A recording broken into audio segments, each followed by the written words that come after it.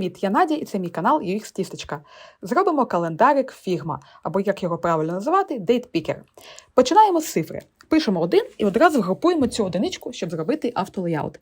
Він допоможе швидко змінювати розміри в майбутньому. Щоб всі цифри в календарі мали однаковий розмір, розширюємо область тексту до 24 пікселів по ширині та висоті. Вирівнюємо одиничку по центру. Назвемо її Date/Normal. Робимо 2 копії, щоб додати ще ховер та пресет стани. Додаємо всім одиничкам одразу по 8 пікселів по горизонталі та вертикалі, щоб зробити область 40 на 40. І робимо з них символи. Комбінуємо символи як варіанти і називаємо пропертю або власність state. Так у нас вийшло 3 стейти дати – Normal, Hover та Pressed. Відозмінимо Hover та Pressed. Тепер можемо перейти на вкладку Prototype та зробити між ними переходи на Hover та Click. Далі побачимо, як вони працюють. А зараз витягуємо одиничку та робимо власний календарик. У нас 7 днів на тиждень, тож маємо 7 цифр по горизонталі, робимо 7 копій та переписуємо значення. Тепер згрупуємо весь ряд автолеяутом з відстанню 0. Скопіюємо, щоб зробити новий ряд, і теж згрупуємо з нульовою відстанню. Переписуємо всі значення. Маємо групу дат. Зробимо назви днів тижня. Зазвичай першої літери дня тижня достатньо. Зробимо ширину текстової області теж 40, щоб дні тижня були чітко вирівняні над стовпчиками дат. Теж групуємо послідовність з відстанню 0. Об'єднуємо дати та назви днів тижня. Зверху дописуємо місяць та рік. Перейдемо до символів та зробимо 3 іконки.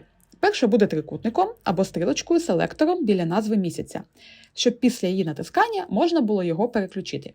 Робимо іконку в області 16х16. Створюємо символ, тепер можна видалити сірий квадратик, розмір залишиться як був. Створюємо іконку шеврон або стрілочку в праву та ліву сторони, щоб можна було швидко переключати місяці. Додаємо ці 3 іконки до назви місяцю. Групуємо назву селектором з відстанню 8, а поряд з ними 2 шеврони теж з відстанню 8. Об'єднуємо їх в одну групу з відстанню 8. Давайте зробимо ще кнопочку Today, щоб можна було швидко переключатися на сьогоднішню дату. Пишемо Today, групуємо, робимо бордер, додаємо відступи 4 по вертикалі та 16 по горизонталі. Зробимо круглий бордер радіус. Тепер можна об'єднати весь верхній ряд. Вирівнюємо по центру. Робимо автолеяут Space Between, щоб не контролювати відстань між Today та іншими елементами. Вона буде підстраюватись автоматично. Весь верхній ряд вставляємо фрейм з датами та днями тижнів, що вже згруповано з автолеяутом. Піднімаємо вгору та міняємо горизонтальний ресайзинг на Fill Container. Тепер верхній ряд розширився на весь контейнер. Якщо ширина контейнеру зміниться, то і ширина ряду буде змінена відповідно до контейнеру. Додамо білий фон до календаря, а також відстані зверху та знизу по 24 пікселі. Зробимо для календарика окремий артборд з сірим фоном. Можна ще додати трикутник зверху, що буде вказувати на поле, звідки відкривається календарик. Робимо квадрат 24х24.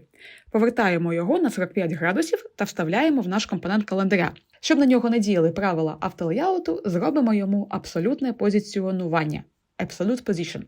Тепер можемо змістити його трикутником нагору. Додамо трохи тіні, щоб календар виглядав піднятим над іншим контентом сторінки, куди ми будемо його вставляти. Пам'ятаєте, що ми додавали переходи між станами? Давайте подивимось, що вийшло на прототипі.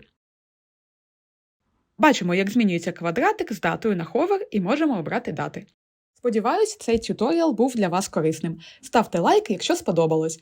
Підписуйтесь на мій канал, жміть на колокольчик, щоб нічого не пропустити.